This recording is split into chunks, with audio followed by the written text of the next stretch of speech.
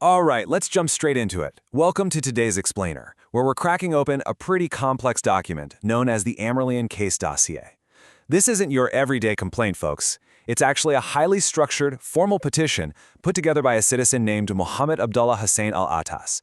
And basically, he's found himself stuck in what I can only describe as a decade-long legal and medical limbo. Over the course of this Explainer, we're going to unpack exactly what this dossier is all about. We'll look at his pursuit of basic administrative transparency, the completely objective contradictions he's up against, and the really methodical way he's trying to clear his name. So, here is our roadmap for the Explainer. First, we'll cover a decade of administrative limbo, then documented procedural gaps, followed by contradictions in medical reports. After that, we'll dive into his petition for transparency and wrap up with the three-phase resolution. We're strictly looking at the official records here today, acting as your objective guides. Section 1. A decade of administrative limbo, or 10 years of systemic dead ends. 10. That is the sheer number of years Mohammed has been stuck navigating this wild bureaucratic maze. Over 10 years. Just imagine that. For a whole decade, his life has been defined by canceled lawsuits, cases just bounced around between different authorities with zero resolution, and to top it off, an unstable psychiatric label that he absolutely disputes. Imagine hitting a systemic dead end for that long, where literally every official channel you try just slams the door in your face and nobody even tells you why. And you know, the real-world impact of hitting that kind of bureaucratic wall, it's severe. It's way beyond just annoying paperwork. It's about a person's actual livelihood. The dossier maps out how this total lack of direct communication has just completely derailed his social and professional life. We're talking major developmental projects he was leading, like the Accusation organization, just totally stalled. He's basically left stranded with halted progress and a massive sense of injustice. Section 2. Documented procedural gaps and unexplained legal cancellations. Okay, let's look at the hard data here, the actual lawsuits he filed through the Ministry of Justice's official Najeez system.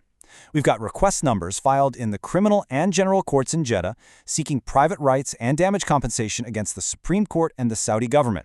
But here's the kicker. The status for every single one of these? Canceled. These records are objective proof that he played by the rules. He used the official channels, yet he ran into this huge procedural black hole where his cases were just dismissed without any official explanation whatsoever. Which brings us to a really human moment in all this data. This is a direct quote from his formal petition to the Emirate of Makkah region.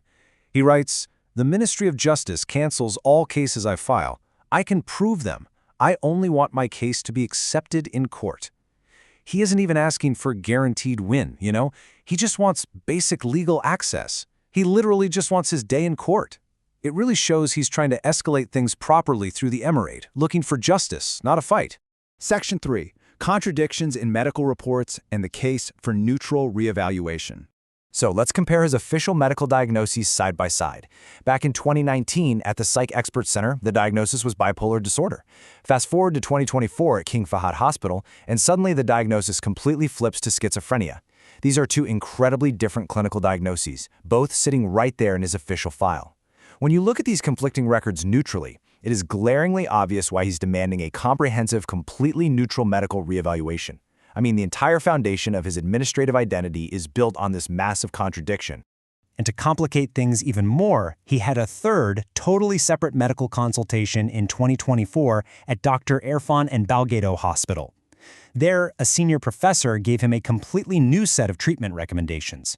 So now we've got this constantly shifting landscape of medical opinions. The dossier rightly points out that this level of contradiction doesn't just look like a simple mistake, it creates an absolute, undeniable need for institutional clarity. And the bureaucratic fallout from these records is very real. There's an official disability support request logged right there with the Ministry of Human Resources, so the system officially recognizes him as needing financial disability support. The paper trail is there, the label is firmly attached, but the actual underlying medical facts, those remain completely disputed. Section 4. A petition for transparency and the citizen's diplomatic stance.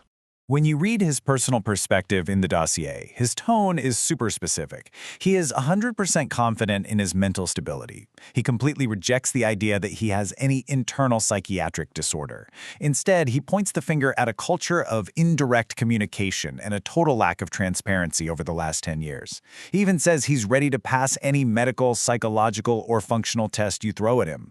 The big takeaway here? This dossier is a diplomatic petition. He's not throwing wild accusations around. He's just asking for clarity, fairness, and a neutral review by the administration. You can really see this diplomatic approach in what he sent to the Al-Nusra police and the Emirate.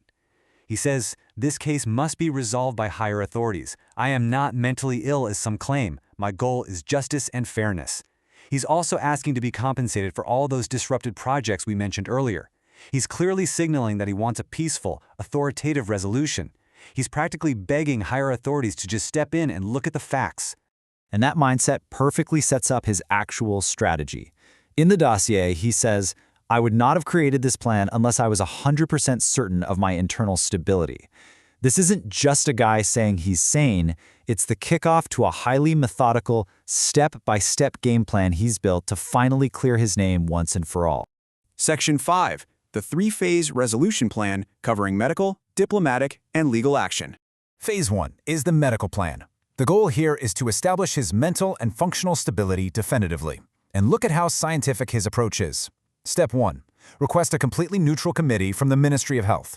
Step 2. He's actually volunteering to take some of the most rigorous clinical tests out there, specifically the MOCA, WIS-5E, and MMPI-2, alongside executive function tests. Step 3. Take those new results, compare them against the old, conflicting ones, and issue one single unified medical report that goes straight to the Ministry of Justice. It's a purely scientific fix for a massive bureaucratic headache. Then we move to Phase 2, the diplomatic plan. The objective is to respectfully open official lines of communication. Step 1 is sending a formal letter to the Emirate of Makkah.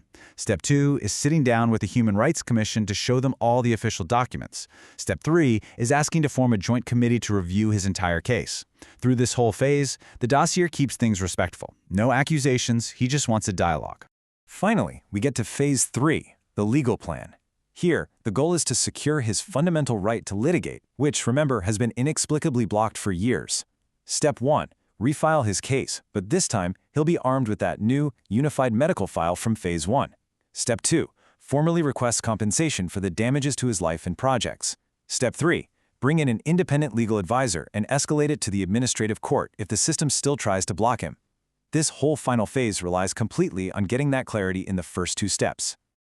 So, what is the ultimate why behind this whole 10-year saga? Well, the dossier lays out these core goals. Transparency about why those cases were canceled, justice for a decade of a stalled life, scientific evaluation to finally sort out those contradictory medical files, and ultimately protecting his administrative and legal rights. This isn't just about one man disputing a diagnosis. It's a really profound plea for a functioning bureaucracy and basic human rights within an administrative system. Which leaves us with a really pressing question.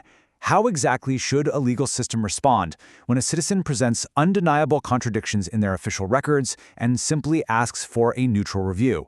The Amrelyon dossier offers a peaceful, structured off-ramp to a decade-long dispute. Whether the system actually takes that off-ramp, well, that remains to be seen. Thanks for joining me on this explainer today, and remember to keep questioning the systems around you.